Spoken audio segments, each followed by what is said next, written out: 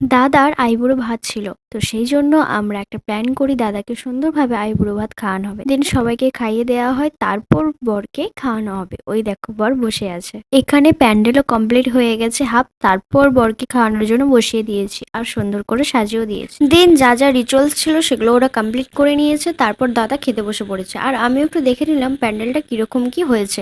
তারপর আমার পেছনে এই হনুমানটাই উকি মারছে। দেন আমরা সবাই খেতে বসে পড়েছি। আর এই দেখো দিদির তো আর তর্স হয়েছে না, বিয়ে বাড়ি বলে কথা আর নাচানাচি করতে এখনই শুরু করে দিয়েছে। খাওয়া দাওয়া আর নাচানাচি করার পর আমরা একটু বিশ্রাম নিয়ে নিয়েছিলাম, তারপরে বেরিয়ে পড়েছিলাম ঘুরতে বিকালে, কারণ বিকেলে না ঘুরলে মনটা ফ্রি হয় না।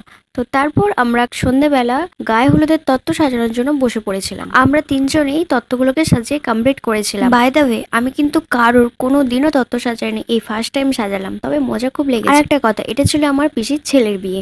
ওকে চলো bye and thanks for watching, দেখা হচ্ছে নেক্সট ভিডিওতে।